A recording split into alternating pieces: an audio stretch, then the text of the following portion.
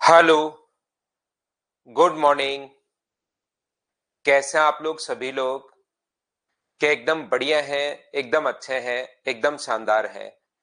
Good morning, good morning, good morning. मैं भी एकदम ठीक हूं भाई, एकदम अच्छा हूं। आपको पढ़ाने के लिए आ गया हूं। तो चलिए शुरुआत करते हैं हम लोग आज की क्लास। अगर आप लोगों को याद हो तो हम लोग यहाँ पर थे, ध्यान से समझने की कोशिश करना। लास्ट में जो चीजें हम लोगों ने पढ़ी थी उसको मैं एक बार वापस आप लोगों को बताता हूं। यहां पर मैंने आप लोगों को कहा था कि किसी भी ट्रायंगल की एक साइड अगर अपने पास 15 है,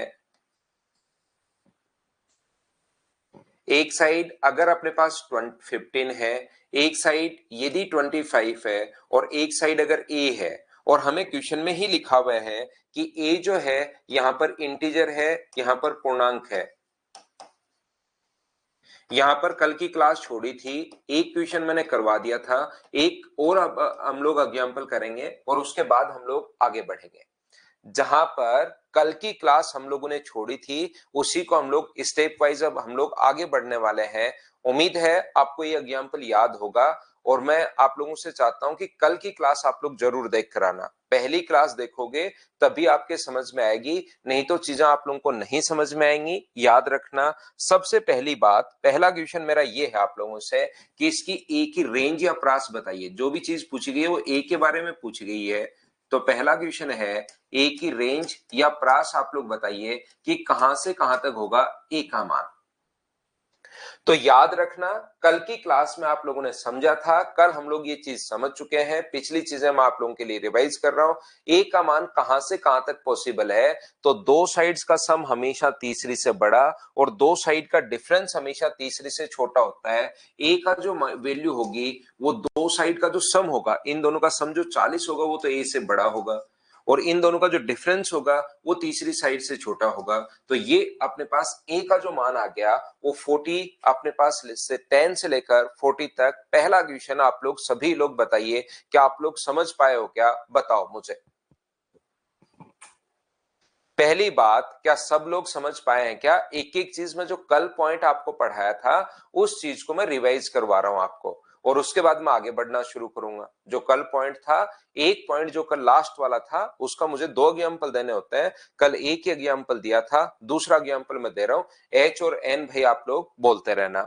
दूसरा अपने पास यहां पर रेंज या प्रास का, इसका ए का मिनिमम मान मुझे बताइए क्या होगा। अगर मैं आपसे पूछूं कि ए की मिनिमम वैल्यू अपने पास क्या है, तो ए की जो मिनिमम वैल्यू अपने पास होगी वो मुझे बताइए कितनी होगी। आप लोग सभी लोग बताओ। तो आप लोग कहोगे सर ए का जो मिनिमम मान है वो अपने पास पॉसिबल होगा 11। दूसरा क्वेश्चन अगर मैं आपसे पूछूं कि मुझे तो भाई ये बता दीजिए कि ए का मैक्सिमम मान अपने पास कितना होगा, 3 नंबर जो क्वेश्चन अपने पास है वो ये है कि ए का अपने पास मैक्सिमम मान कितना होगा, अधिकतम वैल्यू कितनी होगी। तो अधिकतम वैल्यू 39 होगी। इंटीजर में होना चाहिए, ये क्वेश्चन में पहले से लिखा हुआ है, 39 से छोटा है, और इंटीजर में अगर होना चाहिए तो ये अपने पास 39 होगा। बोलिए बिल्कुल ठीक है क्या? उम्मीद है प्रत्येक बच्चा अच्छे से, ढंग से, बढ़िया तरीके से आप लोग समझ पाए होंगे सभी लोग। यहां पर अपने पास ये जो लिखा हुआ है नेक्स्ट पॉइंट, अपने पास यहां पर 4 नंबर जो पॉइंट अपने पास है वो ये है कि नंबर ऑफ पॉसिबल ट्रायंगल बताइए आप लोग।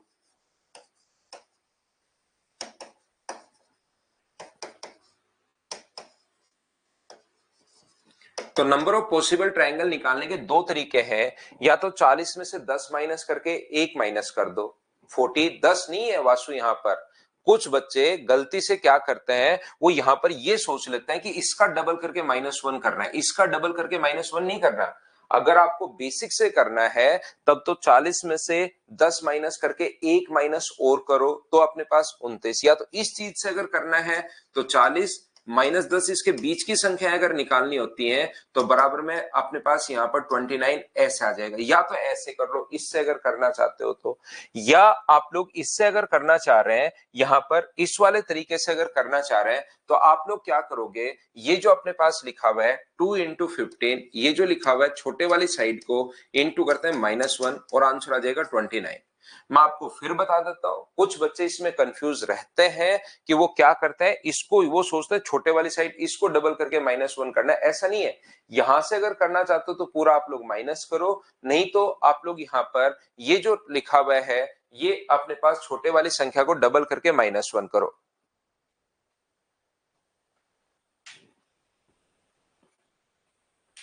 यहां पर 5 नंबर जो अपने पास लिखा हुआ है क्वेश्चन नंबर 5, ध्यान से समझने की कोशिश करना। 5th जो लिखा हुआ है वो अपने पास लिखा हुआ है द सम ऑफ पेरीमीटर।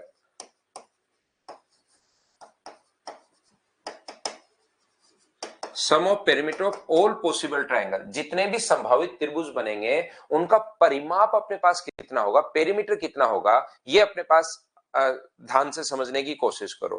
तो याद रखना जब पेरीमीटर आप लोगों से पूछ रहा है तो जितने भी ट्रायंगल बनेंगे, ट्रायंगल कितने बनेंगे, ट्रायंगल अपने पास बनेंगे 29, उन सभी का सम पूछ रहा है। जो 29 ट्रायंगल बनेंगे, कौन कौन से ट्रायंगल बनेंगे वो मैं बता देता हूं। पहला जो ट्रायंगल बनेगा वो अपने पास यहां से शुरू हो जाएगा, ये तो दोनों फिक्स है, 15 और 25 तो फिक्स है। ये वाला जो अपने पास पहली साइड 11 होगी, 15 और 25 तो फिक्स है। अपने पास ये वाली जो साइड होगी 15 और 25 तो फिक्स है, ये वाली साइड 12 आ जाएगी। अगला 15 और 25 तो फिक्स है, ये वाली जो साइड अपने पास आ जाएगी वो अपने पास 13 आ जाएगी। इसी प्रकार से ट्रायंगल अपने पास चलता रहेगा और लास्ट में अपने पास आ जाएगा 15 और 25 तो फिक्स है और ये वाली साइड जो आ जाएगी वो 39 तक आ जाएगी। ऐसा करके टोटल ये 29 ट्रायंगल बनेंगे। तो या तो कल की क्लास में मैंने आपको एक तरीका ये समझाया था कि पहले आप लोग क्या करोगे, इसका परिमाप निकाल लोगे, इसका पेरीमीटर, इसका पेरीमीटर, इसका पेरीमीटर, प्रत्येक ट्रायंगल का पेरीमीटर निकाल लो और फिर उसके बाद उसको ऐड कर लो। लेकिन इसमें सोचने में आपको बहुत सारा टाइम लग जाएगा। तो ऐसे करने के बजाय आप लोग क्या करोगे, मुझे बताइए 15 कितनी बार आएगा। अगर मैं 15 की बात करूं, साइड जोड़नी तो है, तो 15 जो अपने पास आएगा, 15 जो आएगा वो क्या 29 बार आएगा क्या। अलग अलग तीनों साइड जोड़ लो।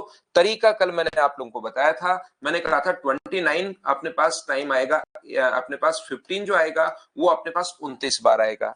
ऐसे अब 25 भी कितनी बार आएगा, तो 25 अपने पास जो आएगा वो भी 29 बार आएगा। 29 बार आएगा अपने पास 25, प्लस अपने पास दो साइड तो ऐड होगी सभी ट्रायंगल की। पेरीमीटर का मतलब जितनी भी साइड्स अपने पास हैं उन सभी का अपने पास। गुंजन जाधव के भी एफ कैट में सारे क्वेश्चन हो गए। ठीक है गुंजन, कल भी एक बच्चा था उसके भी सारे हो गए थे भाई। एफ कैट में मैथ्स के सारे क्वेश्चन हो गए थे और यही तो अपना काम है कि सभी क्वेश्चंस आप लोगों से हो जाए। मुझे एक बात बताओ, यहां पर सभी साइड्स को हम लोगों को ऐड करना पड़ता है, तो 15 15 15 15 अलग से ऐड करने के बजाय अपने पास 29 बार है, अपने पास 25 भी 29 बार है, और आगे वाली जो अपने पास है यहां पर, उसमें आप लोग क्या करोगे, यहां से जोड़ना शुरू करो। 11 प्लस अपने पास 12 प्लस अपने पास 13 प्लस अपने पास 14 और यहां तक कहां तक 39 तक आप लोगों को ऐड करनी है। एक साइड अपने पास फिक्स नहीं है और इसका ऐड करने का तरीका जो मैंने आप लोगों को कल समझाया था वो मुझे बताइए क्या था। ये तो बिल्कुल ठीक है, 29 गुना अपने पास 15, ये बिल्कुल ठीक है 29 गुना अपने पास 25। लेकिन अगर आपको याद हो, आपको पता हो, लगातार संख्याओं को ऐड करने का तरीका कल भी मैंने सिखाया था, आज मैं फिर सिखा देता हूं। अगर कभी भी अपने पास लगातार संख्याएं अगर जोड़नी है तो उसका तरीका first term plus last term by 2, 11 plus अपने पास 39 बट्टे अपने पास 2 इंटू नंबर ऑफ टर्म्स तो ये टोटल 29 ही होंगी। ये लीजिए a plus L by 2 into अपने पास n। जब भी डिफरेंस सेम हो तो सम का फॉर्मूला ये आप लोग याद रखोगे ताकि एग्जाम में थोड़ा सा आपका टाइम बचाए। क्या सभी जगह से 29 कॉमन आ रहा है? क्या आपको बिल्कुल सर 29 कॉमन आ रहा है, तो यहां से अपने पास 15 बचेगा, यहां से अपने पास 25 बचेगा और यहां से अपने पास कितना बच जाएगा? 39 और अपने पास एक 50 हो जाएगा। तो क्या ये भी 25 ही बच गया है क्या? ये भी 25 बच गया है। तो 29 इंटू अपने पास ये ऐड करने पर हो गया 65। जैसे बहुत सारे बच्चों ने आंसर बताया 1885, ये अपने पास आंसर आ जाएगा। हाँ और ना बताइए, क्या प्रत्येक बच्चा 5 के 5 क्वेश्चन आप लोग समझ पाए हो क्या? बताओ। नंबर ऑफ टर्म्स ये रहा 29 टर्म्स होंगे भाई।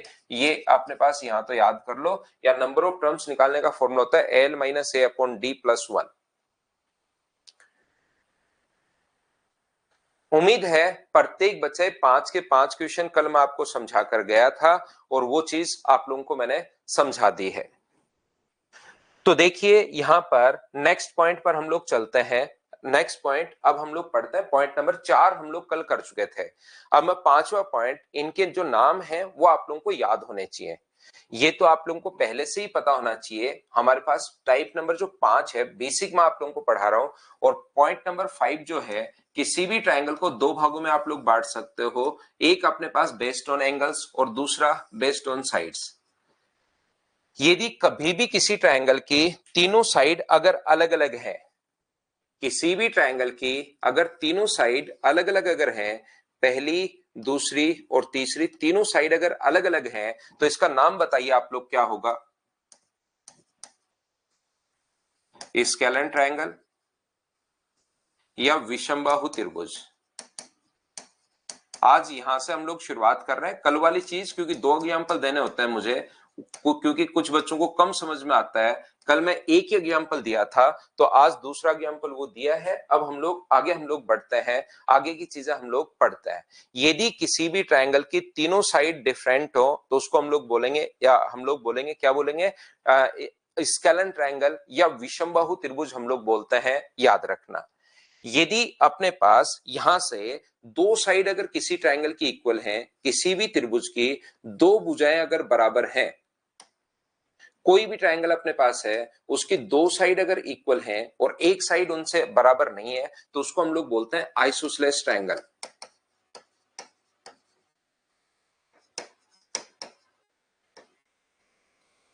सम यानी बराबर, द्विव यानी दो, बाहु यानी भुजा। जिसकी दो भुजाएं बराबर हो उसको बोलते हैं हम लोग समद्विबाहु त्रिभुज, हम लोग इस चीज को बोलते हैं। ये आप लोग याद रखना, इस चीज को आप लोग ध्यान रखना। सभी ये इनके नाम हैं भाई, ये इनके नाम हैं जो आप लोगों को याद रखने हैं। सम द्विबाहु त्रिभुज। और किसी भी ट्रायंगल की तीनों साइड ही अगर बराबर हैं, तीनों साइड ही अगर अपने पास बराबर हैं, तो इस चीज का जो नाम होगा उसको बोलते हैं हम लोग इक्विलेटरल ट्रायंगल,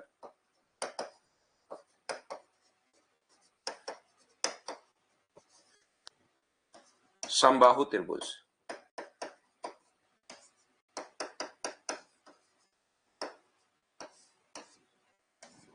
यहां पर एक चीज आप लोग ध्यान रखना भाई, कल हमारा एक डिस्कस हुआ था कि सर वो जो प्रैक्टिस बैच है, याद रखना मॉर्निंग में एक जो पेपर होगा, डेली में आप लोगों का एक पेपर लूंगा। पेपर आप लोग उसको दे सकते हो, मतलब मॉर्निंग में मैथ्स का जो प्रैक्टिस बैच होगा उसमें सारी की सारी चीजें नहीं होंगी, ध्यान रखना। मतलब टॉपिक वाइज नहीं होंगे, उसमें मैं मिक्स क्वेश्चंस करवाऊंगा। किसी भी बच्चे को टॉपिक वाइज पढ़ना है तो इस बैच को ज्वाइन करे और टॉपिक वाइज वो कर ले। और जिस बच्चे को अगर प्रैक्टिस बैच में चाहिए तो उसमें हम लोग मिक्स क्वेश्चंस करेंगे, सभी के क्वेश्चंस एक साथ। मॉर्निंग में जब भी आपको टाइम मिले पूरे दिन में आप लोग पेपर दीजिए, शाम को 6 से 7, 6 to 7 उन 25 क्वेश्चंस को मैं आप लोगों को सोल्व करवाऊंगा। तो ये अपने पास शुरुआत जो होगी वो 15 मार्च से हम लोग शुरुआत करेंगे, ठीक है ना? 15 मार्च से शाम को पूरे दिन में पेपर, पहले आप लोग खुद 15 मिनट में उस पेपर को करने की कोशिश करो।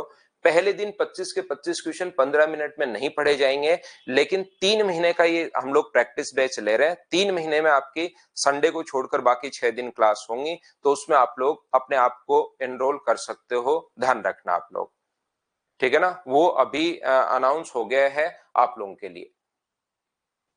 फी उसकी जो डेली जो अपनी सुबह टेस्ट होगा आपका, शाम को आपकी क्लास होगी, इसकी अभी तो फी अब शुरुआत में 699 रखी गई है भाई, शुरुआत में 699 रखी गई है इस चीज की, ठीक है ना। 3 मंथ्स का ये बैच होगा, प्रैक्टिस बैच होगा, जिसमें सिर्फ और सिर्फ याद रखना वही बच्चे एनरोल करें जिसको थोड़ी बहुत चीजें आती हो। जो मतलब टॉपिक वाइज अगर पढ़ना है तो कोई भी बच्चा एनरोल मत करना उसमें, टॉपिक वाइज पढ़ना है तो यहीं पर एनरोलमेंट करो आप, और टॉपिक वाइज नहीं करके मिक्स क्वेश्चंस की अगर प्रैक्टिस करनी है तो वो करना है। सिकंदर ये मतलब मैंने तो 699 रुपए देखिए कम ही रखी है भाई शुरुआत में आप लोगों के लिए। आशु फ्री का कोई चीज यार थोड़ी वैल्यू नहीं होती फ्री वाली, आप लोग खुद ही नहीं आओगे, डिस्काउंट के बाद ही है उमेश ये, वैसे फीस 1000 रुपए है, डिस्काउंट के बाद 699 है। मिक्स क्वेश्चंस हम लोग करेंगे, याद रखना सेम डे हम लोग परसेंटेज पढ़ेंगे, सेम डे अलजेब्रा पढ़ेंगे, सेम डे ट्रिग्नोमेट्री पढ़ेंगे, और सेम डे हम लोग ये करेंगे, इस प्रकार से हम लोग करेंगे। और याद रखना सारे बच्चे इस चीज को, यस कह रहे हैं सर 499, यस देखिए 1000 कर देते तो आप कहते हैं सर 899 कर दो, 899 कर देते तो आप कहते हैं सर 799 कर दो, ये कर दिया है तो सर 699 कर दो।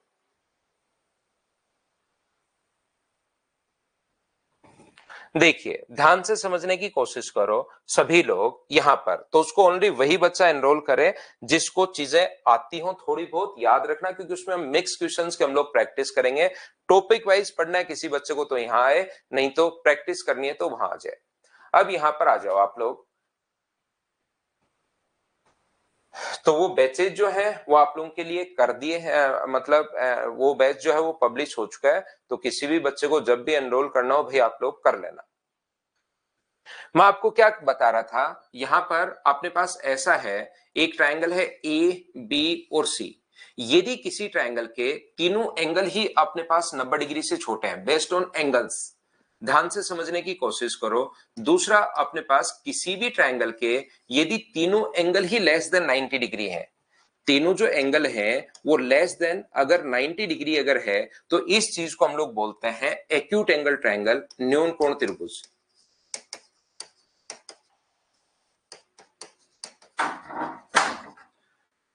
अपने पास इस चीज को हम लोग बोलेंगे एक्यूट एंगल ट्रायंगल या न्यून कोण त्रिभुज। ध्यान से समझने की आप लोग कोशिश करो सभी लोग।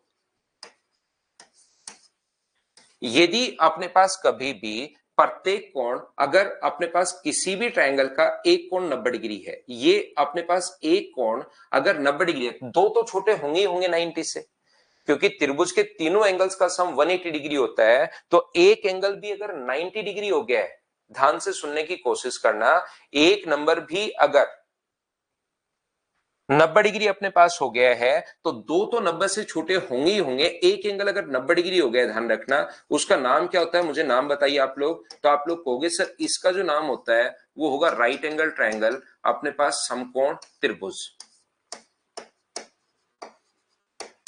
और यदि किसी भी ट्रायंगल का एक एंगल अगर 90 डिग्री से बड़ा है, याद रखना क्योंकि तीनों का जो सम होता है वो 180 डिग्री से, अब 180 डिग्री होता है, तो एक एंगल भी अगर 90 थीटा जो है वो 90 डिग्री से अगर बड़ा आ गया, तो इसका मतलब अपने पास यहां पर, और ये तो पता ही आपको 180 से तो छोटा होगा ही होगा, लेकिन एक एंगल अगर 90 डिग्री से बड़ा आ गया तो ध्यान रखना दो एंगल तो फिर 90 से छोटे होंगे ही होंगे, और उस ट्रायंगल का जो नाम होता है उसको हम लोग क्या बोलते हैं, ऑब्ट्यूज एंगल ट्रायंगल, अधिक कोण त्रिभुज। ऑब्ट्यूज एंगल ट्रायंगल या अपने पास क्या होगा, अधिक कोण त्रिभुज।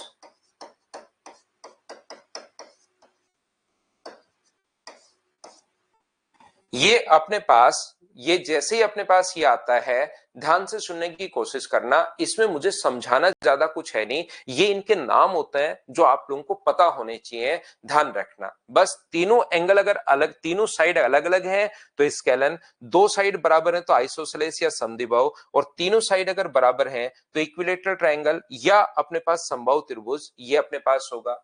अगर तीनों एंगल 90 डिग्री से छोटे हैं तो एक्यूट एंगल ट्रायंगल, 90 डिग्री है तो राइट एंगल, और एक 90 डिग्री से अधिक है तो ऑब्ट्यूज। ये चीजें आप लोगों को ध्यान रखनी है, ये चीज आप लोग ध्यान रखिए, इस चीज को आप लोग याद रखिए सभी लोग यहां पर।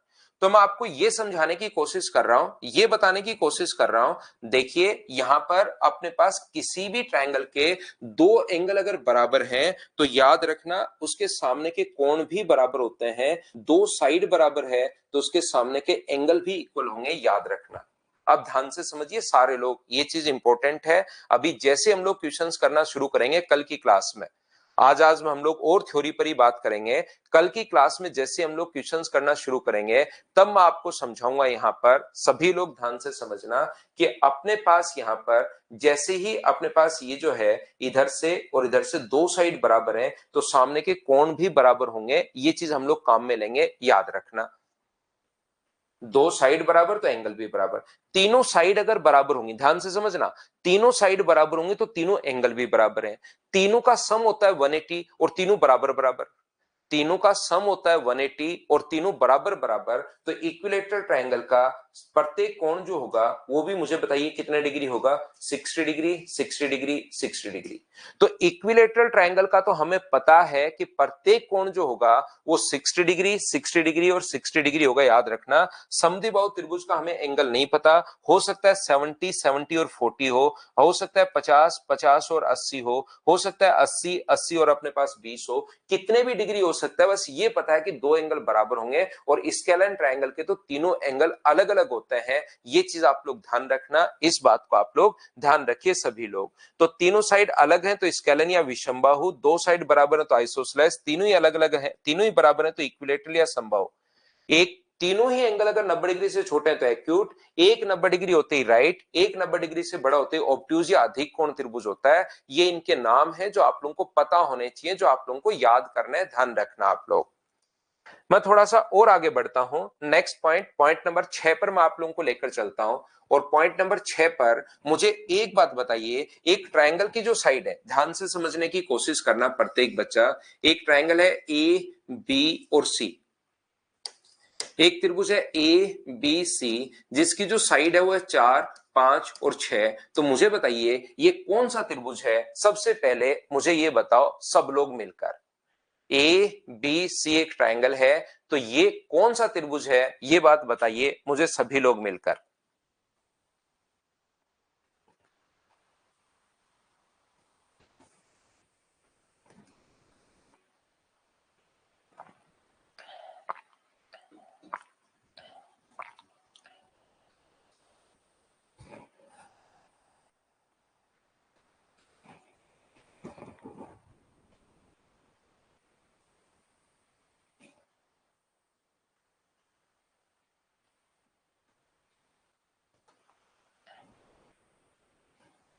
तो यहां पर ए बी और सी जो अपने पास है, ये ए है, ये बी है और ये सी है। स्केलन तो कोई भी बता देगा, मैं पूछ रहा हूं ऑप्शन में एक्यूट है, ऑब्ट्यूज है, राइट है। ध्यान रखना तीनों साइड अलग अलग है तो स्केलन तो कोई फर्स्ट क्लास का बच्चा भी बता देगा। मैं तो आपसे ये पूछ रहा हूं कि ये एक्यूट है, ऑब्ट्यूज है, राइट है, ये बात बताइए सब लोग। न्यून कोण है, अधिक कोण है या समकोण है, ये बात मैं आपसे पूछ रहा हूं, ध्यान रखना। अंकित का आंसर ऑब्ट्यूज है, एक बच्चे का आंसर एक्यूट है, एक्यूट एंगल ट्रायंगल। न्यून कोण है, समकोण है, अधिक कोण है, रवि मैं ये पूछ रहा हूं, ये जो त्रिभुज है ये न्यून कोण है, अधिक कोण है या समकोण है, ये बात मैं पूछ रहा हूं। तो ध्यान से समझने की कोशिश करना बोर्ड पर। अपने पास कोई भी जो ट्रायंगल है ए बी और सी, ध्यान से समझिए, एक ए है, एक बी है, एक सी है, इसके सामने वाली साइड स्मॉल है, इसके सामने वाली साइड स्मॉल बी और इसके सामने वाली साइड स्मॉल सी।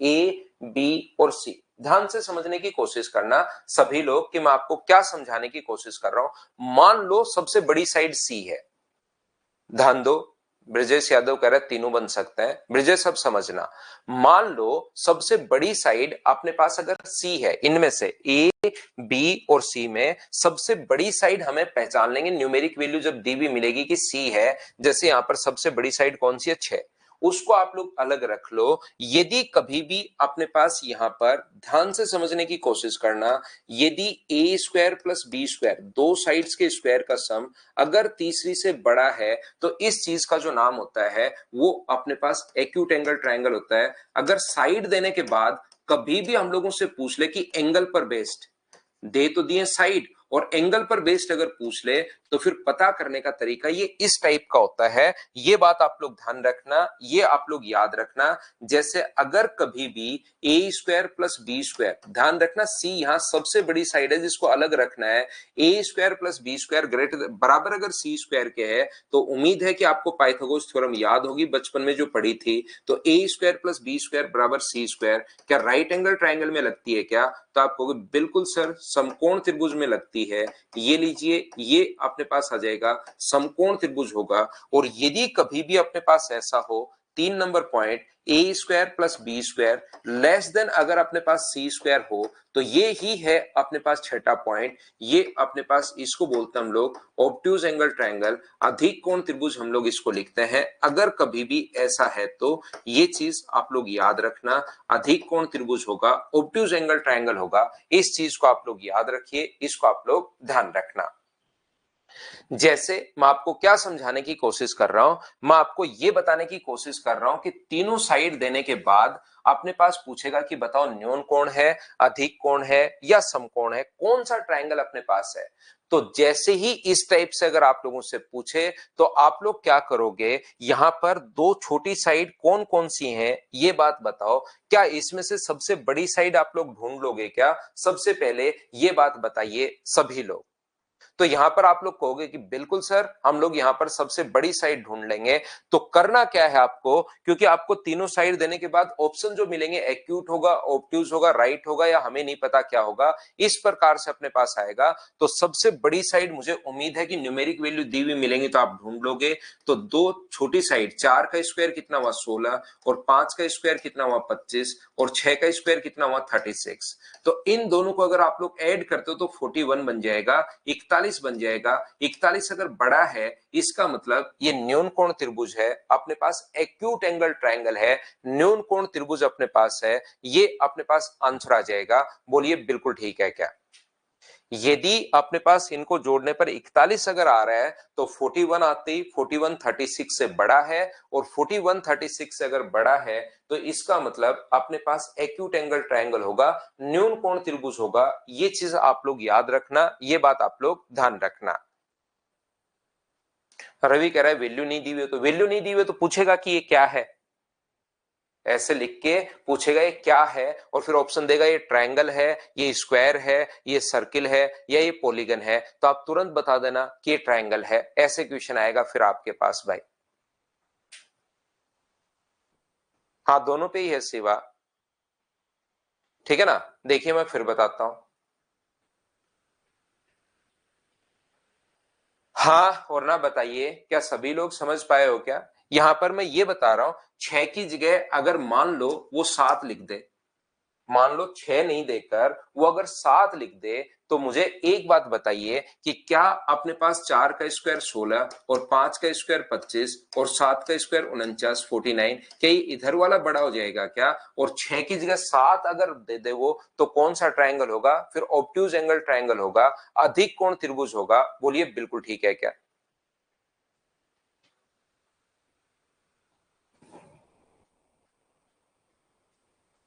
उम्मीद है आप लोग इस चीज को समझ पाए होंगे सभी लोग कि ये अपने पास यहां पर इस टाइप से चीजें आप लोगों को याद रखनी है।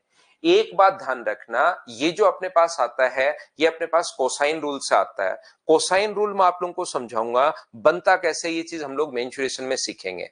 कुछ चीजें आप लोग याद भी किया करो। ये चीजें हम लोग मेंसुरेशन में सीखेंगे कि कोसाइन रूल कैसे बनता है। मेंसुरेशन नेक्स्ट चैप्टर में आप लोगों को पढ़ाऊंगा, उसमें मैं आपको ये चीज सिखाऊंगा। और वो अपने पास उसके बाद थोड़ी सी ट्रिग्नोमेट्री भी आनी चाहिए इसको प्रूव करने के लिए। जिसको ट्रिग्नोमेट्री थोड़ी सी आती है उस बच्चे को तो मैं समझा पाऊंगा, नहीं तो आप ध्यान रखना इसको यहां पर छोड़ सकते हो, सिर्फ और सिर्फ इसको याद कर लो। ना ना, सबसे बड़ी साइड 5 और 7 को साथ नहीं ले सकते, सबसे बड़ी साइड को आपको सी मानना है हमेशा। यहां पर अगर ये बराबर हो जाए, जैसे 3, 4 और 5 दे दे तो ये बराबर हो जाएगा। 3 का स्क्वायर, 4 का स्क्वायर, 5 का स्क्वायर बराबर हो जाएगा तो राइट एंगल। अगर ये बड़ा है तो एक्यूट होगा, छोटा है तो अपने पास ऑब्ट्यूज होगा, और बराबर आ जाए तो राइट एंगल ट्रायंगल होगा। बोलिए बिल्कुल ठीक है क्या? अब यहाँ पर कोसाइन का जो रूल है वो अपने पास ये होता है, मान लो सबसे बड़ा एंगल अगर अपने पास सी है तो कोस सी बराबर, या हम लोग लिख सकते हैं a square plus B square minus c square upon 2ab। ये तो होता है सबसे पहले कोसाइन रूल। ये सर कैसे आया, तो ये समझाने के लिए मैं आपको ज्योमेट्री के बाद जो मेंसुरेशन हम लोग पढ़ेंगे उसमें मैं आपको खुद ही समझाऊंगा, आपको पूछने की जरूरत नहीं है।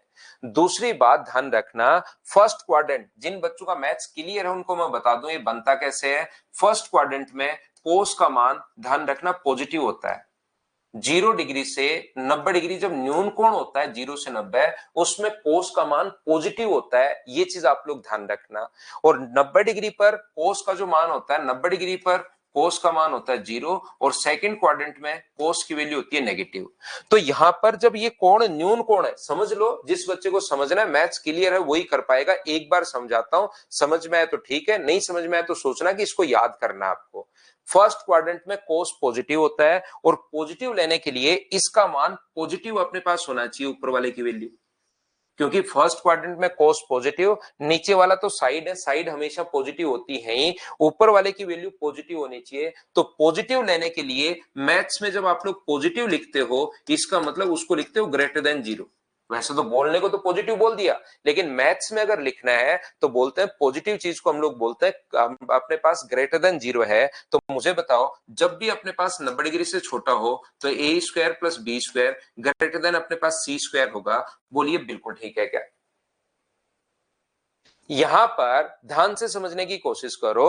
यहां पर इस पर जो कोस का मान होता है 90 डिग्री, अगर ये एंगल 90 डिग्री हो, ये एंगल 90 डिग्री अगर होगा तो इसका मान 0 हो जाएगा। इंटू करोगे 0 से तो ये बन जाएगा। तो उस कंडीशन में a square plus B square minus c square बराबर 0। तो a square plus B square बराबर कितना होगा? C square. यहां से ये चीजें आती हैं, ये बात आप लोग ध्यान रखना। यदि कभी भी अपने पास ऐसा हो कि ये अगर अपने पास सेकंड क्वाड्रेंट में अगर है तो सेकंड क्वाड्रेंट में नेगेटिव होता है, तो जैसे ही 90 डिग्री से बड़ा हुआ, ऑब्ट्यूज होता क्या है? ऑब्ट्यूज होता है जो 90 डिग्री से अपने पास बड़ा हो। तो बड़ा अपने पास यहां पर, तो हम लोग क्या करते हैं, ये जो अपने पास कोस सी जो है वो 90 डिग्री से बड़ा होते अपने पास नेगेटिव होगा।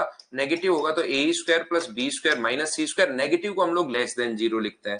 तो a square plus B square अपने पास कितना होगा? C square. ये अपने पास आ गया है। बताइए क्या आप लोग सभी लोग इस बात को समझ पाए हो क्या कि हम लोग ये कैसे कर पा रहे हैं? आरबीएससी 11th का चैप्टर नंबर 3। मैं यही बता दूंगा आपको, cosine rule chapter number 3 11th पढ़ने की जरूरत नहीं है। कोसाइन रूल में मेंसुरेशन में मैं समझा दूंगा।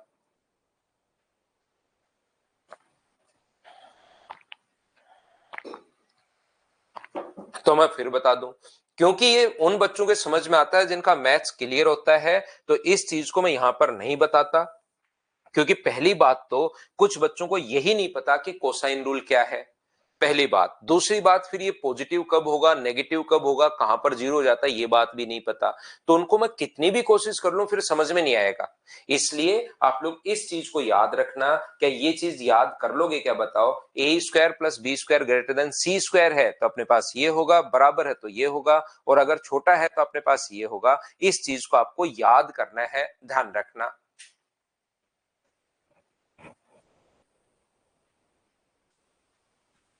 क्योंकि आपको कोसाइन भी नहीं पता, आप लोगों को ट्रिग्नोमेट्री भी नहीं पता, तो ये चीज आप लोगों को ऐसे ही देख लेनी है एक बार।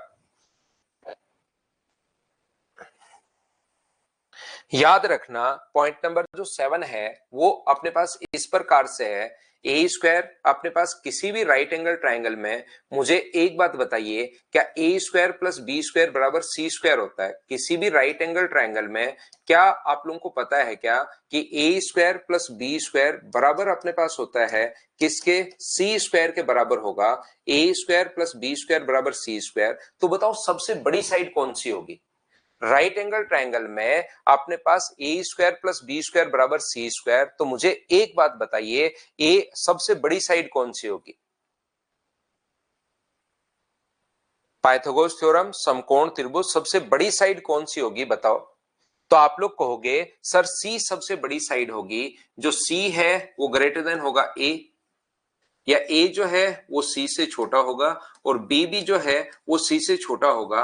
बोलिए बिल्कुल ठीक है क्या? ए स्क्वायर प्लस बी स्क्वायर दोनों का स्क्वायर करके अगर ऐड करें तब जाके अपने पास सी स्क्वायर आएगा। इसका मतलब ए का मान भी सी से छोटा होगा और बी का मान भी सी से छोटा होगा। बोलिए बिल्कुल ठीक है क्या? पाइथागोरस थ्योरम अपने पास ये रहा।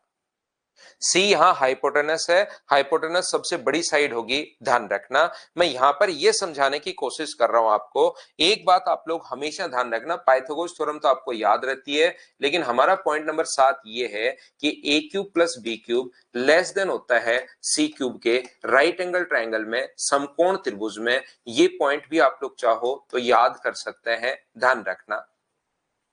ये वाला जो क्वेश्चन है, एक बार हमारे राजस्थान में आरएस जो होता है, जो उसका एग्जाम सब्जेक्टिव होना शुरू हो गया था, और उसमें मैथ्स सब्जेक्टिव होना शुरू नहीं हुआ था, सब्जेक्टिव ही होता है। एक बार उसमें मैथ्स आना शुरू हो गया था और उसमें ये क्वेश्चन आया था। कुछ दिन के लिए मैथ्स आया था, फिर बच्चों ने हौला कर दिया कि मैथ्स नहीं आता हमें, तो उससे मैथ्स हटा लिया था फिर मेन से।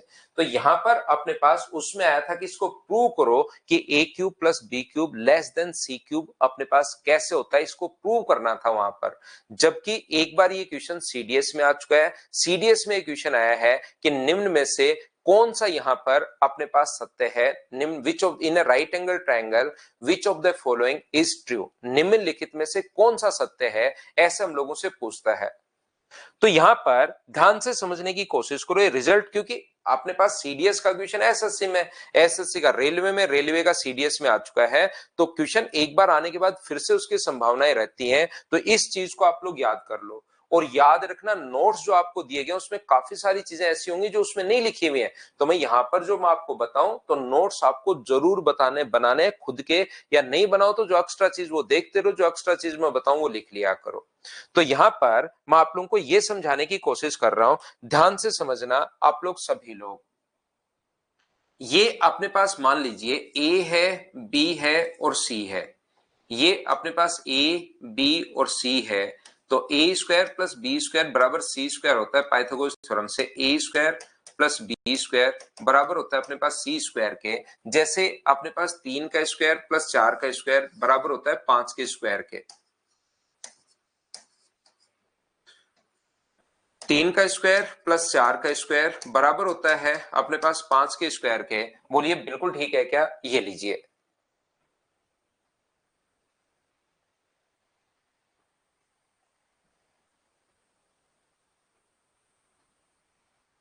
ध्यान से सुनना सारे लोग, ध्यान से सुनने की कोशिश करो मैं क्या समझा रहा हूं, बोर्ड पर ध्यान दीजिए। यदि मैं यहां पर आप लोगों के लिए इंटू कर दूं दोनों तरफ सी से, तो क्या कोई फर्क पड़ेगा क्या? यहां भी इंटू कर देता हूं मैं सी से, और यहां भी इंटू कर देता हूं मैं सी से। क्या बराबर के दोनों तरफ बराबर बराबर संख्याओं का मल्टीप्लाई कर सकते हैं या नहीं कर सकते? ये बताओ। एक एक चीज मैं पूछता रहता हूं। जैसे अगर मैं चाहूं ये दोनों चीज बराबर हैं, तो इधर भी इंटू कर दूं मैं 5 से, और इधर भी इंटू कर दूं मैं 5 से। तो बोलिए बिल्कुल ठीक है क्या? ये चीज बताइए आप लोग सभी लोग।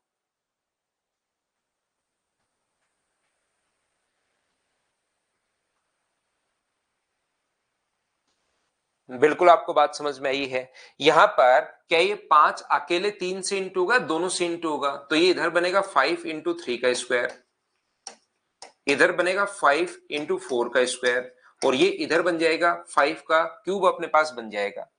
ये जो c इंटू होगा ये दोनों के साथ इंटू होगा। ये c इंटू अपने पास ए स्क्वायर प्लस c इंटू अपने पास बी स्क्वायर बराबर अपने पास c का क्यूब। बोलिए ठीक है क्या? सी का जो इंटू होगा अंदर जब मल्टीप्लाई करोगे या 5 का जब मल्टीप्लाई करोगे तो वो दोनों तरफ मल्टीप्लाई होगा।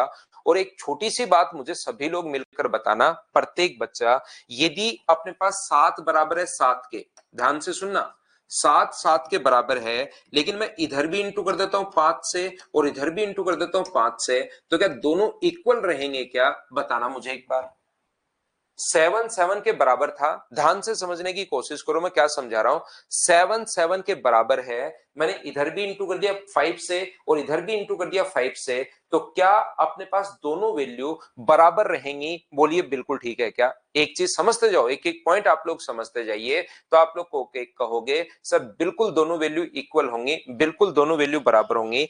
यदि मैं इस 5 की जगह 4 लिख दूं, मुझे बताइए इस 5, बाकी सब कुछ मैं सेम रखूं, इस 5 की जगह अगर मैं 4 लिख दूं, अब भी क्या दोनों बराबर होंगे या पहले वाला छोटा हो जाएगा? तो आप कहोगे फर्स्ट वाला जो नंबर है सर वो अपने पास छोटा हो जाएगा, दोनों फिर बराबर नहीं रहेंगी। अगर 7 और 7 है बिल्कुल ठीक है, 5 से इंटू कर दिया मैं बराबर मान सकता हूं, लेकिन 5 की जगह अगर आपने 4 लिख दिया तो फिर बराबर नहीं रहेंगी, इधर वाली जो वैल्यू है वो अपने पास छोटी हो जाएगी। बोलिए बिल्कुल ठीक है क्या? आप कहोगे बिल्कुल सर ये बात समझ में आई है। ये इधर वाली वैल्यू 5 की जगह जैसे आप लोग छोटा नंबर लिखोगे, तो छोटा नंबर लिखते ही वैल्यू भी ओवरऑल पूरा का पूरा जो वैल्यू है वो अपने पास इधर वाले से छोटी हो गई। ये बात क्या आप लोग समझ पाए हो क्या? बताओ मुझे। तो आप कहोगे बिल्कुल सर ये बात समझ में आ गई, ये अपने पास यहां पर वैसे भी इंटू करके देख सकते हो, 28 हो गया, ये 35 हो गया, तो 28 अपने पास छोटी होगी। बिल्कुल समझ में आया जगवीर सिंह? ठीक है। तो मुझे एक बात बताओ, ये सी था तब तो इसके बराबर है, अगर सी की जगह एक मैं छोटा मान लिखूं, मुझे पता है सी से छोटा मान ए है, तो इसकी जगह अगर मैं ए लिख दूं और सी से छोटा मान इसकी जगह अगर मैं बी लिख दूं, तो मुझे आप लोग बताइए अब की बार ये सी क्यूब के बराबर होगा या अपने पास छोटा हो जाएगा? ध्यान से समझना आप लोग, जैसे ही अपने पास यहां पर समझने की कोशिश करना, हम लोगों ने क्या किया, सी की जगह अगर हम लोग ए लिख दें और सी की जगह बी लिख दें, छोटे मान लिख दें, तो वैल्यू छोटी होगी या बड़ी होगी? तो आप तुरंत कहोगे सर वैल्यू छोटी हो जाएगी। मान लो, देखना ध्यान से समझने की कोशिश करना, अगर मान लो एक वैल्यू तो सी से छोटी होती और एक वैल्यू सी से बड़ी होती, तब तो आप लोग नहीं बता पाते कि सर छोटा होगा या बड़ा होगा, हमें नहीं पता। एक मान तो अपने पास छोटा होता सी से और एक वैल्यू बड़ी होती, तब तो आप लोग नहीं बता पाते। लेकिन अब की बार दोनों ही वैल्यू छोटी लिख दी, इधर ये वैल्यू भी छोटी लिख दी, ये वैल्यू भी छोटी लिख दी, तो छोटा लिखते ही इधर मान बराबर नहीं होगा, सी था तब बराबर था, छोटा लिखते ही इधर वाला मान छोटा हो गया। तो बताइए result a cube plus b cube are as अगर आप लोगों ने दे रहे थे तो उस टाइम इसको ऐसे प्रूव करना चाहिए था, इस प्रकार से प्रूव होता है। एग्जाम्पल के साथ अगर लेके चल रहा हूं साथ साथ, 5 की जगह अगर आप लोग 3 लिख देते हो, किसी को अगर ये नहीं समझ में आता है तो साथ एग्जाम्पल ले रहा हूं, 5 की जगह 3 लिख देते हो, 5 की जगह यहां 4 लिख देते हो,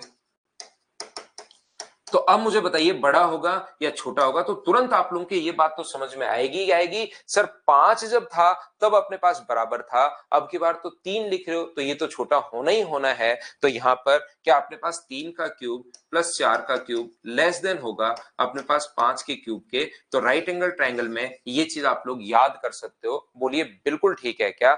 ये था अपने पास बेसिक कॉन्सेप्ट, मैंने आपको समझाया ट्रायंगल का। सबसे पहले मैं आपको बता दूं ट्रायंगल में 10 पॉइंट हैं, पहला पॉइंट हमारा क्लियर हो चुका है।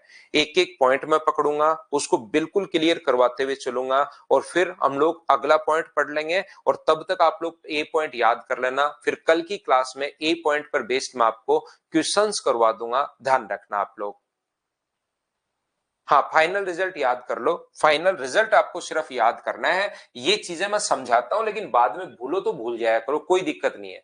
ये तो मैं इसलिए समझाता हूं क्योंकि 3-4 मिनट आपके दिमाग में रहता है, 5 मिनट की कर क्या रहे हैं ये आपके दिमाग में रहता है, तो फिर ये चीज आपके लंबे समय के लिए याद रहती है, ये नहीं भूलते हो आप लोग। तो ये याद करो या नहीं करो, आप सिर्फ और सिर्फ लास्ट में रिजल्ट याद कर लो।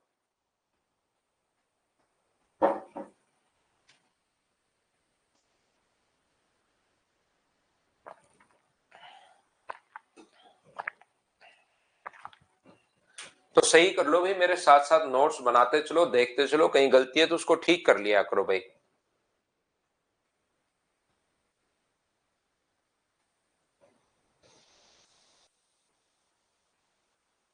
गौरव कहीं पर गलत है तो उसको ठीक कर लो,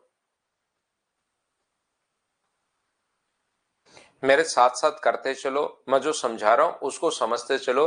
मैं हमेशा कहता हूं थ्योरी के नोट्स खुद बनाया करो। ना वरुण, कोई आवाज नहीं आ रही अभी तो। बात समझ में आ गई?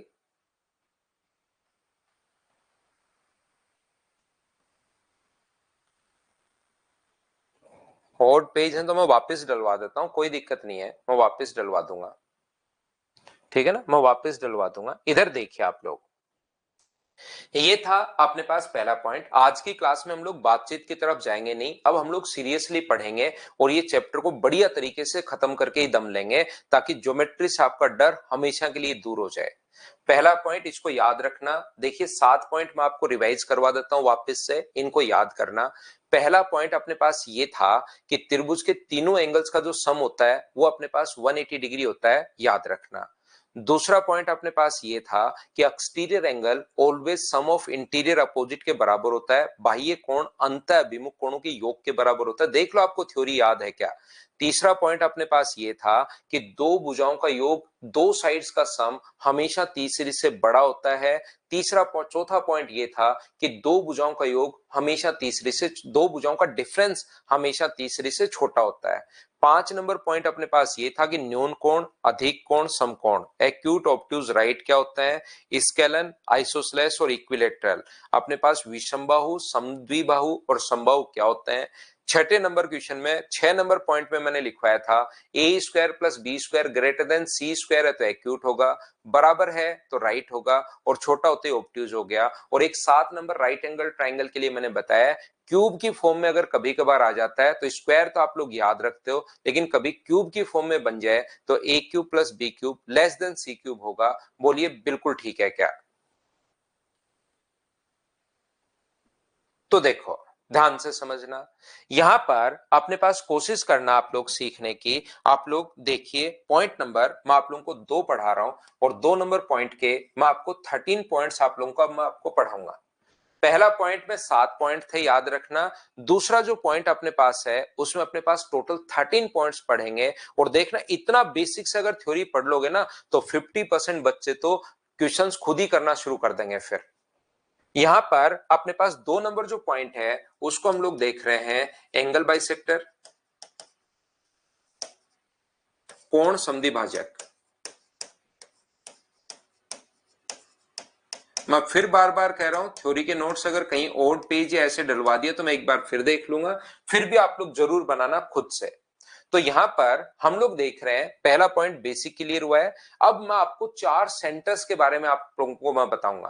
पहला पॉइंट अपने पास बेसिक था, अब मैं आपको लेकर चल रहा हूं जो 4 सेंटर्स होते हैं उसमें से पहला सेंटर मैं पढ़ा रहा हूं, और मैं पढ़ा रहा हूं आपको एंगल बाइसेक्टर। तो याद रखना अगर किसी भी ट्राइंगल के किसी एंगल को बाइसेक्ट करने वाली जो लाइन होती है, एक ट्राइंगल अपने पास ए बी और सी अपने पास यहां पर, इस एंगल को बाइसेक्ट करने वाली जो लाइन होगी, किसी भी एंगल को टू इक्वल पार्ट्स में डिवाइड करने वाली जो लाइन अपने पास होती है, उस चीज को, किसी भी एंगल को टू इक्वल पार्ट्स में डिवाइड करने वाली लाइन का जो नाम होगा उसको हम लोग बोलते हैं एंगल बाइसेक्टर या कोण समद्विभाजक। बोलिए ठीक है क्या? यहां पर ध्यान रखना कोण, एंगल बाइसेक्टर इंग्लिश में एंगल बाइसेक्टर ही होगा, लेकिन हिंदी में कोण समद्विभाजक का नाम ओनली कोण द्विभाजक भी अपने पास आ सकता है और ओनली कोण भाजक भी अपने पास आ सकता है। ये चीज हिंदी मीडियम वाले बच्चे ध्यान रखना, कोण समद्विभाजक भी आ सकता है, कोण भाजक भी अपने पास आ सकता है, कोण द्विभाजक भी आ सकता है, ये याद रखना। यहां पर ध्यान से समझने की कोशिश कीजिए। एक पहला पॉइंट ये इसका नाम है जो आप लोगों को पता होना चाहिए। यहां पर दूसरा जो पॉइंट अपने पास है वो अपने पास इस प्रकार से है कि एक ट्रायंगल में जो एंगल बाइसेक्टर होता है, ध्यान से समझिए, ए बी और सी जो एंगल बाइसेक्टर अपने पास होता है, जो कोण समद्विभाजक जो अपने पास होता है, वो सामने वाली साइड को कुछ बच्चे यहां पर खुद ही समझ लेते हैं, खुद ही याद कर लेते हैं कि एंगल बाइसेक्टर सामने वाली साइड को बराबर बराबर बांटता है। यहां पर ऐसा नहीं है, ध्यान रखना, एंगल बाइसेक्टर सामने वाली साइड को इक्वली, ऐसा नहीं कि एंगल बराबर है तो साइड भी बराबर होगी। यहां पर अपने पास ये जो है एंगल बाइसेक्टर सामने वाली साइड को उसी रेशियो में डिवाइड करता है जिस रेशियो में वो एंगल बनाने वाली साइड्स है। मुझे बताओ एंगल ए बनाने वाली साइड कौन कौन सी है, ये बात बताओ मुझे। यहां पर एंगल ए बनाने वाली साइड कौन कौन सी हैं, तो आप कहोगे सर एंगल ए बनाने वाली साइड एक तो ए बी है और एक ए सी है, तो बीडी और डीसी का जो रेशियो होगा वो हमेशा वही होगा जो ए बी और अपने पास ए सी का रेशियो है। ये बात आपको पता होना जरूरी है, ये चीज आप लोग ध्यान रखना, इस बात को आप लोग याद रखना। मैं आपको क्या बताने की कोशिश कर रहा हूं, मैं आपको यह सिखाने की कोशिश कर रहा हूं प्रत्येक बच्चे को कि याद रखना ए बी और सी में ये साइड अगर 4 है, ये अगर 5 है और ये अगर अपने पास एंगल बाइसेक्टर है, तो ये जो रेशियो होता है यहां से यहां तक, वो रेशियो बराबर बराबर ये साइड नहीं होती, रेशियो अपने पास 4:5 होगा। एंगल बाइसेक्टर हमेशा सामने वाली साइड को उसी रेशियो में डिवाइड करता है जिस रेशियो में एंगल बनाने वाली साइड्स है। इस चीज को आप लोग ध्यान रखना, इस बात को आप लोग याद रखना प्रत्येक बच्चा। एक ही चीज को मैं 2 बार 3 बार 4 बार मैं बोलता हूं तो उसको ध्यान से आप लोग सुन लिया करो कि क्या मैं बोल रहा हूं, क्या मैं कहना चाह रहा हूं। तो एंगल बाइसेक्टर सामने वाली साइड को उसी रेशियो में डिवाइड करता है जिस रेशियो में एंगल ए बनाने वाली साइड्स है। एंगल ए बनाने वाली साइड अगर ए बी और ए सी है, उसका रेशियो अगर 4:5 है, तो इसका रेशियो भी 4:5 होगा। ये आप लोग ध्यान रखना, ये आप लोग याद रखना। यहां पर देखिए, ध्यान से समझने की कोशिश करना, मैं आपको यह समझाने की कोशिश कर रहा हूं। देखिए आप लोग,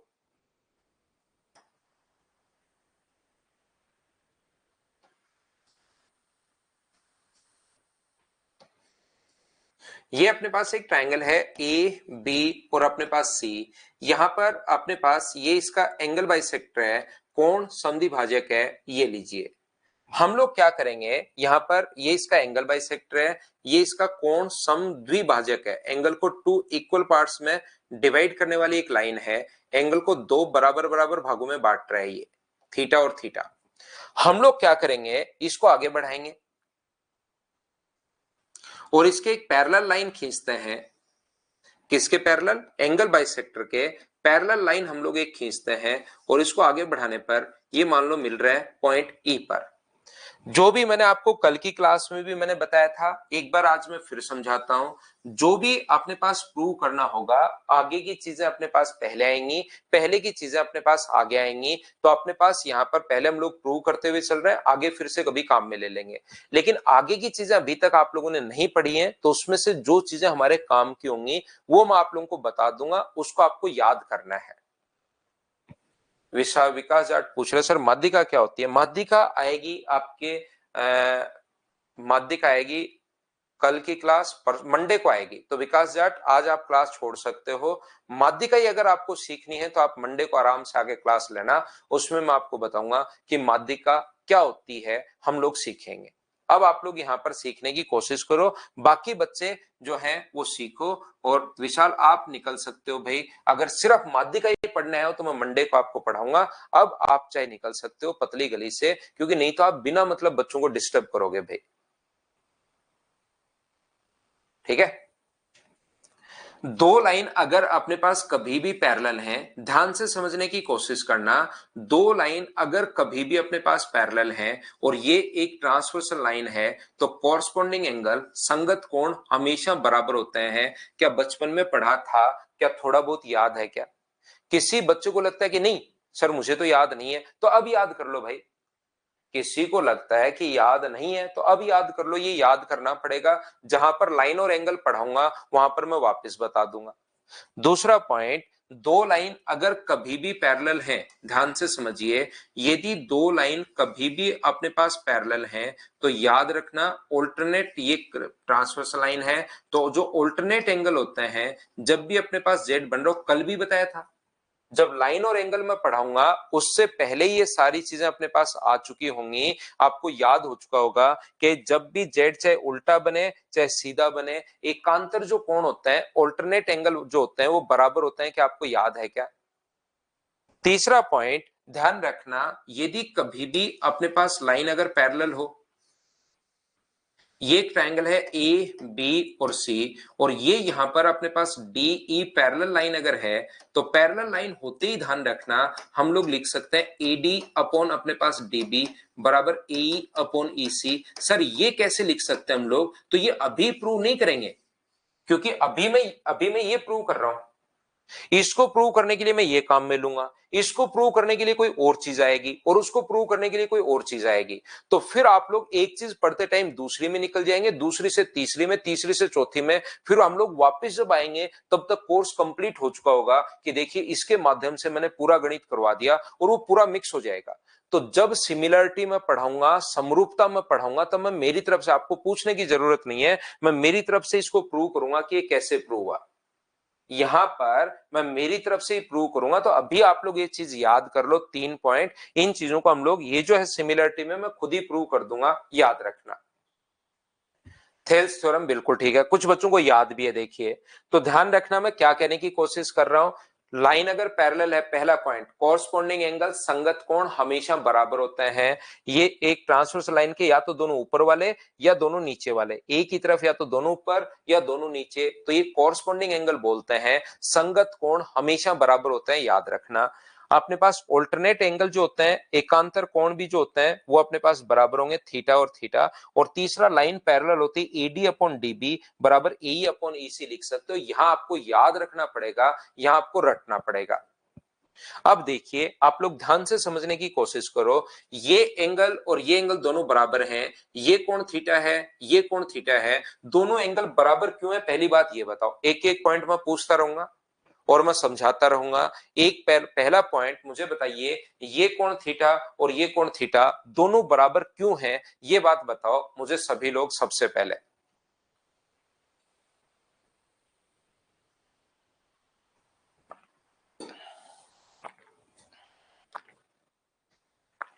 तो आप लोग कहोगे सर यहां पर एंगल बाइसेक्टर है।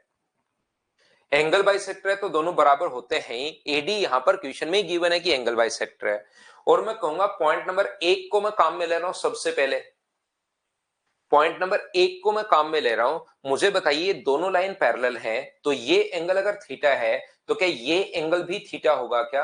कॉरस्पॉन्डिंग एंगल, संगत कोण हमेशा बराबर होते हैं। नहीं दिखाई दे आपको तो मैं एक बार फिर से आप लोगों के लिए मिटा देता हूं, ताकि आपको कॉरस्पॉन्डिंग एंगल दिखाई देना शुरू हो। ये दोनों लाइन अपने पास पैरेलल हैं। लाइन पैरेलल अगर है तो कॉरस्पॉन्डिंग एंगल बराबर होंगे, संगत कोण बराबर होंगे। तो ये थीटा है, ये थीटा, पहला पॉइंट मैंने काम में लिया है। दोनों बराबर कैसे हो गए बताओ, समझ पाए हो क्या? आप कहोगे कि बिल्कुल सर ये बात समझ में आई है, दिखाई दे गया, बिल्कुल ठीक है। अगला पॉइंट मैं आपको ये समझाने की कोशिश कर रहा हूं। मुझे एक बात बताइए, ये कोण अगर थीटा है तो ये कोण भी थीटा होगा। मैं दूसरा पॉइंट काम में ले रहा हूं, जब भी लाइन अगर कभी भी पैरेलल हो, तो जब भी जेड अगर बन रहा हो तो अपने पास यहां पर एंगल बराबर होंगे। तो ये कोण थीटा है तो ये कोण भी थीटा होगा। मैंने दूसरा पॉइंट काम में ले लिया है। जो 3 पॉइंट मैंने लिखवाए थे उसमें से पहला और दूसरा मैंने काम में ले लिया है। क्या इतनी बात सब लोग समझ पाए हो क्या? एकांतर कोण, ऑल्टरनेट एंगल, बिल्कुल प्रत्येक बच्चे के समझ में आया। देखिए कितनी भी टफ चीजें हो मैं आपको आसानी से समझा दूंगा सिस्टमेटिक तरीके से, लेकिन कल तक आप लोग भूल जाओगे। कल इनको जरूर पढ़कर आप लोग आना। एक बार तो मैं बहुत सही, कुछ भी कितना भी टफ हो मैं समझाऊंगा तो 100% आपके समझ में आएगा। यहां पर अब मैं तीसरा पॉइंट काम में लूंगा। मुझे एक बात बताइए, ये अगर अपने पास एंगल बाइसेक्टर था, डी पॉइंट मान लो, तो मुझे बताओ तीसरे पॉइंट से पैरेलल लाइन, अब मैं बड़े वाले ट्रायंगल की बात कर रहा हूं। इस बड़े वाले ट्रायंगल में ध्यान से समझने की कोशिश करना। इस बड़े वाले ट्रायंगल में ये वाला जो ट्रायंगल अपने पास है बड़े वाला, ये वाली लाइन और ये जो अपने पास है, ये दोनों लाइन अपने पास पैरेलल हैं। तो पैरेलल लाइन होते ही बताओ इस बड़े वाले ट्रायंगल में आप लोग क्या लिख सकते हो? क्या आप लोग लिख पाओगे क्या कि सर हम लोग लिख सकते हैं बी ए अपॉन अपने पास ए ई बराबर B D upon D C. Parallel line होते ही तीसरा पॉइंट मुझे बताओ, B A upon A E बराबर B D upon D C, क्या लिख सकते हैं क्या? बताओ। तो आप कहोगे बिल्कुल सर हमें बात समझ में आई है। और देखिए दो एंगल बराबर है, थोड़ी देर पहले भी मैंने आप लोगों को बताया था एक ट्रायंगल के दो एंगल अगर बराबर हो तो उसके सामने की साइड बराबर होंगी, याद रखना। एक ट्रायंगल की अगर दो एंगल बराबर हो, थोड़ी देर पहले ही मैं बता कर आया हूं, दो एंगल अगर बराबर हो तो सामने की साइड बराबर होगी। तो ए ई की जगह क्या आप लोग ए सी लिख सकते हो क्या? तो यहां पर अपने पास बी ए ई की जगह मैं क्या लिखवा सकता हूं आपसे, ए सी में लिखवा सकता हूं, बराबर अपने पास है बी डी अपॉन अपने पास डी सी। यही तो हम लोगों को प्रूव करना था कि B D upon D C किसी भी ट्रायंगल में, तो ये इस प्रकार से प्रूव होता है, ध्यान रखना। देखिए मैंने एक एक स्टेप आप लोगों से कही है, सामने मैंने ये बताया है, बिल्कुल स्लो पढ़ा रहा हूं। फिर भी कुछ बच्चों के बहुत बार 1-2% बच्चे होते हैं जिनको लास्ट में लगता है कि ये तो सोल हो गया, अरे यार ये तो समझ में आ गया, ऐसे कैसे हो गया, तो एन बोलना शुरू कर देता है। तो मैं कहूंगा एक बार मैं सिस्टमेटिक तरीके से बहुत अच्छे से आपको समझाऊंगा, हर चीज पूछते हुए आपको साथ लेकर चलूंगा, और फिर लास्ट में आप लोग क्या करोगे, लास्ट में इसको वापस रिपीट करके 2 बार 3 बार 4 बार 5 बार खुद भी देख सकते हो, क्योंकि रिकॉर्डेड फॉर्म में आपको मिलेगा। उससे फायदा क्या होगा? एसी कैसे हो गया? एसी ऐसे हो गया नंदलाल कि यहां पर एक ट्रायंगल की दो एंगल अगर बराबर हैं, मैंने आपको जो 5 नंबर पॉइंट पढ़ा रहा था बेसिक का, तब मैंने बताया था दो साइड बराबर तो सामने के एंगल बराबर, दो एंगल अगर बराबर हैं तो फिर दो एंगल अगर बराबर हैं तो फिर सामने की साइड भी बराबर होगी। ये अपने पास यहां पर ए अपॉन ए सी। ये तो देखिए मैंने 3 नंबर पॉइंट से लिखा है, लास्ट स्टेप में फिर बता देता हूं, ये तो मैंने यहां से देख के लिखा है पैरेलल लाइन होते ही। उसके बाद ये थीटा है और ये भी थीटा है, दो एंगल बराबर हो गए तो सामने की साइड भी बराबर, तो ए की जगह आप लोग एसी भी लिख सकते हो। बोलिए बिल्कुल ठीक है क्या? तो यहां पर ध्यान से समझना, एंगल बाइसेक्टर के लिए आप लोग क्या लिख सकते हो, B D upon D C बराबर क्या होगा, ए बी अपॉन ए सी। यही तो हम लोगों को प्रूव करना था और ये यहां पर आ गया है, B D upon D C बराबर, चाहे बी ए अपॉन ए सी लिख लो या बी ए को तो आप लोग ए बी भी लिख सकते हो। ये अपने पास आंसर आ गया है। बोलिए बिल्कुल ठीक है क्या? और इसी चीज को हमें प्रूव करना था, इसी टाइप से हमें प्रूव करना था।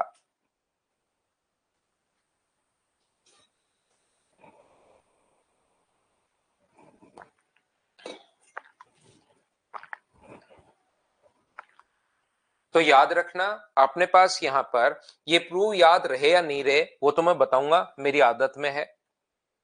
जो चीजें एसएससी ने, रेलवे ने या सीडीएस ने आज तक पूछी हैं उनका प्रूव मैं करवाते हुए चलूंगा। जो नहीं पूछी आज तक लेकिन मुझे लगता है कि क्या पता क्वेश्चन आ जाए, उसको मैं प्रूव नहीं करवाऊंगा, उसको कहूंगा मैं डायरेक्ट भी आप लोग याद कर लो, और आप प्रूव करना चाहते हो तो उसको फिर खुद करो। बीडी अपॉन बीसी क्यों लिख रहे हैं? बीडी अपॉन बीसी तो कहीं नहीं लिख रहे भाई हम लोग, बीडी अपॉन बीसी तो बोर्ड पर कहीं नहीं है, यहां पर देख लो।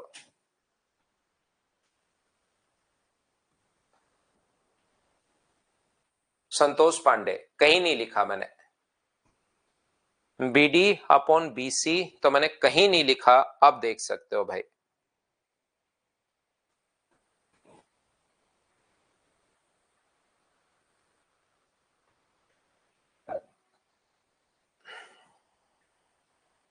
देखिए ध्यान से समझना,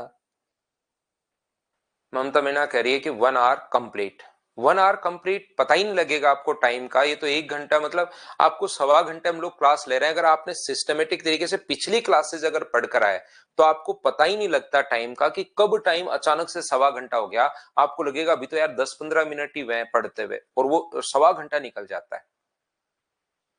ठीक है ना? लेकिन उसके लिए आपको पिछली चीजें पढ़नी पड़ेंगी, वो याद करनी पड़ेंगी। याद कर लोगे तो टाइम बहुत फास्ट भागता है, नहीं याद करोगे तो घर वाले आपको मोबाइल देकर या लैपटॉप पर बिठा देंगे कि भाई अब जाकर पढ़ो। आप लोगों से वो सवा घंटा पास होना मुश्किल हो जाएगा, सुबह सुबह नींद भी बहुत आती है। ठीक है ना? ये टाइम इसीलिए किया है हम लोगों ने क्योंकि मॉर्निंग में एक तो नेटवर्क पिछले मतलब अब बोलने से खराब हो जाता है बहुत बार, इसलिए मैं बोलता नहीं हूं, लेकिन एक तो नेटवर्क का कहीं पर इश्यू नहीं आता मॉर्निंग में। आपकी तरफ भी नेट बड़ा फास्ट रहता है, मेरी तरफ भी नेट बड़ा फास्ट रहता है, तो मॉर्निंग की क्लास का एक फायदा रहता है कि नेटवर्क आराम से हम लोग क्लास ले पाते हैं बिल्कुल सही तरीके से। नोट्स दक्ष, मैं बार बार कह रहा हूं कि आप मुझसे, आप यहां पर नोट्स ऐसे बनाते चलो मेरे साथ साथ।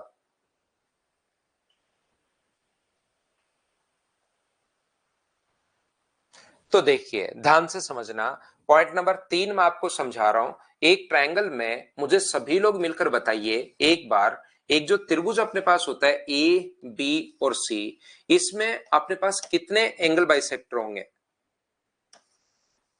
एक ट्रायंगल ए बी सी में, तीसरा पॉइंट मैं आपसे पूछ रहा हूं, एक ट्रायंगल ए बी और सी में कितने एंगल बाइसेक्टर होंगे? ये बात मुझे बताना सब लोग मिलकर। तो आप लोग कहोगे सर एक ट्रायंगल में अपने पास 3 एंगल बाइसेक्टर होंगे, इस एंगल को बाइसेक्ट करने वाली लाइन, इस एंगल को बाइसेक्ट करने वाली लाइन, और इस एंगल को बाइसेक्ट करने वाली लाइन, और ये अपने पास एक ट्रायंगल के तीनों एंगल बाइसेक्टर जिस पॉइंट पर इंटरसेक्ट करते हैं उसको हम लोग बोलते हैं इन सेंटर। ये अपने पास है पॉइंट नंबर 3 जो आप लोगों को याद करना है। एक ट्रायंगल के तीनों एंगल बाइसेक्टर जिस पॉइंट पर इंटरसेक्ट करते हैं, जिस बिंदु पर प्रतिच्छेद करते हैं, उसको हम लोग बोलते हैं इन सेंटर, यानी कि अंत केंद्र। एक ट्रायंगल के तीनों एंगल बाइसेक्टर जिस पॉइंट पर इंटरसेक्ट करते हैं उसको इन सेंटर या हम लोग अंत केंद्र बोलते हैं। ये बात आप लोग याद रखना, ये चीज आप लोग ध्यान रखना सब बच्चे मिलकर। ये तो इन सेंटर था, इसका नाम होता है, अभी इनका नाम है, आप लोगों को याद रखना पड़ेगा कि इसका इन सेंटरी नाम क्यों होता है, वो मैं आगे डिस्कस कर लूंगा, लेकिन नाम है आपको याद रखना ही पड़ेगा। किसी व्यक्ति का जो नाम है वो आपको याद रखना ही पड़ता है, ध्यान रखना।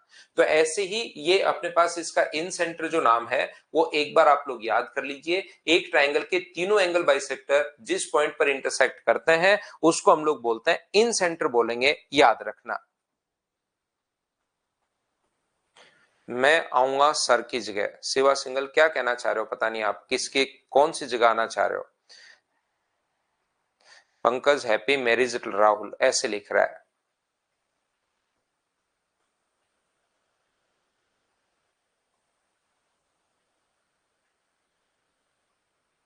पढ़ते हैं, चलिए। कुछ बच्चे थोड़ा सा डिस्टर्ब करते हैं बीच में, मत किया करो।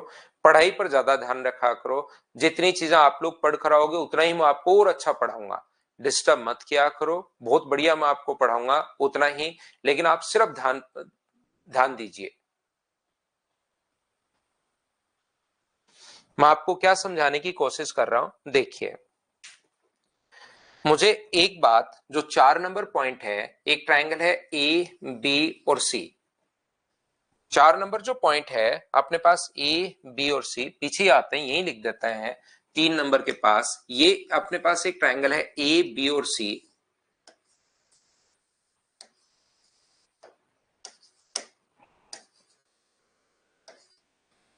इसका यहां से अपने पास एडी है, दूसरा अपने पास यहां से बीई है, और तीसरा यहां से सी एफ है। एक ट्रायंगल के तीनों एंगल बाइसेक्टर जिस पॉइंट पर इंटरसेक्ट करते हैं उसको हम लोग इन सेंटर बोलते हैं। और इन सेंटर बताओ एंगल बाइसेक्टर को कौन से रेशियो में डिवाइड करता है, ये बात बताओ मुझे। तो याद रखना इन सेंटर जो है वो ए आई और आई डी का जो रेशियो अपने पास होगा, ए आई और आई डी का जो रेशियो वो अपने पास होगा b plus c is to a का रेशियो होगा, ये आप लोग याद रखना। यहां पर अपने पास मान लो किसी बच्चे को बी आई और आई ई का रेशियो चाहिए, तो मैं बता दूं बी आई और आई ई का जो रेशियो होगा, ये चीज आप लोगों को याद रखनी है। बी आई और आई ई का जो रेशियो होगा वो अपने पास होता है a plus c is to b का रेशियो होगा, ये आप लोग ध्यान रखिए। तीसरा अपने पास सी आई और आई एफ का रेशियो अगर मैं आपसे पूछूं, सी आई और आई एफ का जो रेशियो मैं अगर आप लोगों से पूछता हूं, तो वो अपने पास जो होगा वो क्या होगा बताइए। तो यहां पर अपने पास ये जो रेशियो होगा वो कितना होगा, ए प्लस बी इज टू अपने पास सी, ये अपने पास रेशियो होता है। ये आपको याद रखना चाहिए कि इन सेंटर एंगल बाइसेक्टर को कौन से रेशियो में डिवाइड करता है। कुछ बच्चे शुरुआत में, एक दो बच्चा 2:1 लिख रहा था। 2:1 ध्यान रखना सेंट्रोइड करता है मीडियन को, माध्यिका को करता है गुरुत्व के अंदर, जो हम लोग बाद में पढ़ेंगे। इन सेंटर तो अपने पास इसी रेशियो में डिवाइड करता है, याद रखना।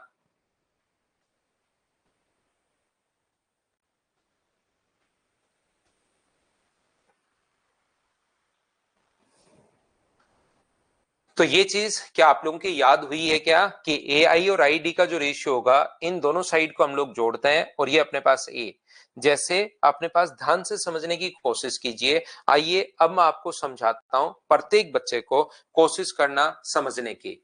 मुझे एक बात बताओ सब बच्चे मिलकर कि एक ट्रायंगल है ए बी और सी। एक ट्रायंगल अपने पास ए है, बी है, सी है। यहां से अगर मैं एंगल बाइसेक्टर ड्रॉ करता हूं एडी, तो ये वाली साइड अगर अपने पास सी और ये साइड अगर अपने पास बी और ये साइड अगर अपने पास यहां से यहां तक ए अगर है, तो मुझे बताओ रेशियो कितना होगा। एंगल बाइसेक्टर सामने वाली साइड को उसी रेशियो में डिवाइड करता है जिस रेशियो में एंगल बनाने वाली साइड है। तो ये यहां से यहां तक तो अपने पास सी होगा और इधर वाला कितना होगा, तो आप बोलोगे सर ये अपने पास बी होगा। तो मुझे बताओ बीडी का मान क्या होगा। तो बीडी की जो वैल्यू अपने पास होगी, तो आप बोलोगे सर ए के नीचे टोटल के नीचे टोटल लिखो सी प्लस बी और पहला भाग चाहिए तो इंटू कर दो सी से। जैसे मुझे बताओ सीडी का मान चाहिए, रियल वैल्यू चाहिए, तो टोटल ए के नीचे तो रेशियो का टोटल सी प्लस बी और इंटू कर देंगे हम लोग बी से। ऐसे रेशियो में हम लोग डिवाइड करते हैं। ये बात मुझे बताओ कि आपको सभी को याद है क्या।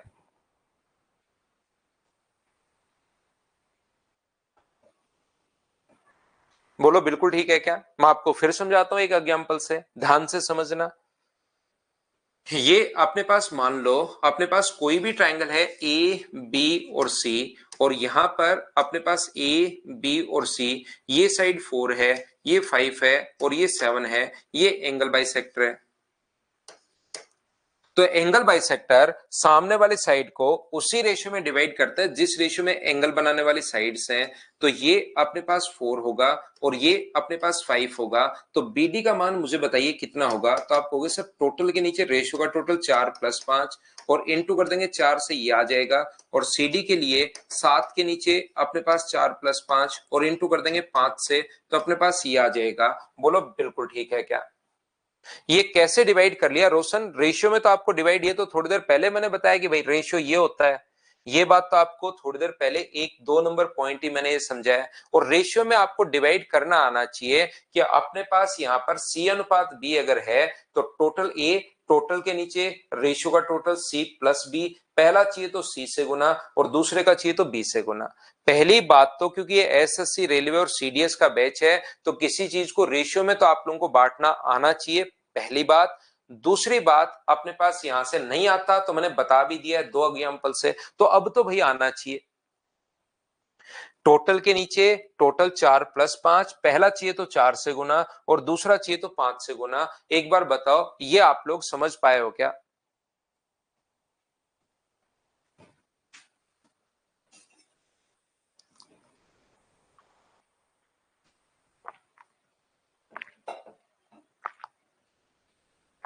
मैं एक बार फिर समझाता हूं, याद रखना। ये अपने पास दिया हुआ है यहाँ पर 7, ये साइड दी हुई ना, दिखाई नहीं दे रहा आपको। 7 ये दी हुई, ये 5 दी हुई है, 4 दी हुई है, क्वेश्चन में पहले से ही गिवन है। ऐसे तो आप पूछ सकते हैं 4 कहां से आया। पीडीएफ सही नहीं है तो मैं वापस सेंड करवाता हूं आपको, कोई दिक्कत नहीं है, मैं फिर डलवा दूंगा।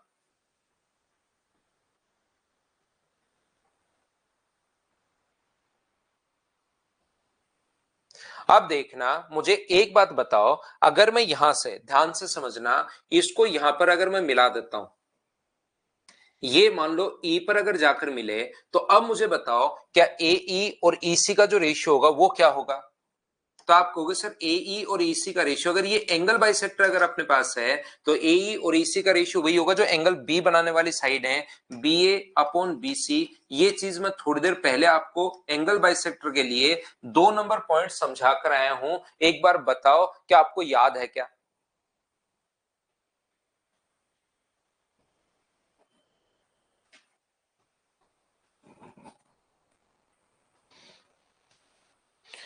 हाँ और ना मिलकर बताइए कि क्या आपको ये चीज याद है क्या। बताओ मुझे कि एंगल बाइसेक्टर जो अपने पास ये कोण समद्विभाजक अगर अपने पास हुआ, एंगल बाइसेक्टर अगर अपने पास हुआ, तो एई और ईसी का रेशियो अपने पास वही होगा जो बीए और बीसी का रेशियो है। क्या 2 नंबर पॉइंट मैंने अच्छे से प्रूव भी किया था और याद भी करवाया था कि याद है क्या? मान लो इसमें बड़े वाले ट्रायंगल में नहीं लगाकर, ध्यान से समझना, आप यहां पर है समझने वाली बात, अगर मैं बड़े वाले ट्रायंगल में नहीं लगाऊं,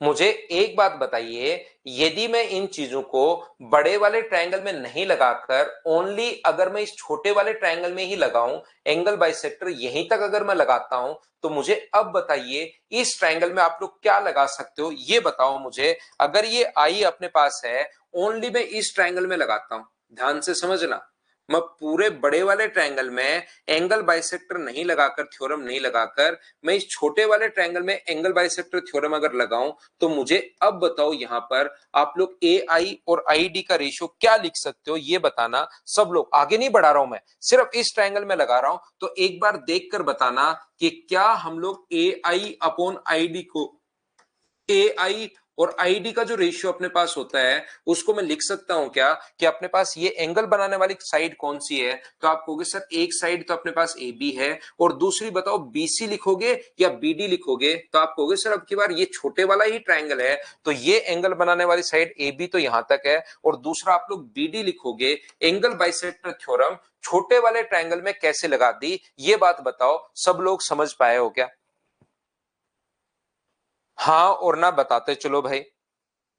क्या आप लोग ये बात समझ पाए हो क्या कि मैंने आपको ए आई और आई डी का जो रेशियो है वो अपने पास ए बी और बी डी का रेशियो कैसे आ गया? एंगल बाइसेक्टर थ्योरम से। बार बार मैं यही करवाता हुआ जा रहा हूं।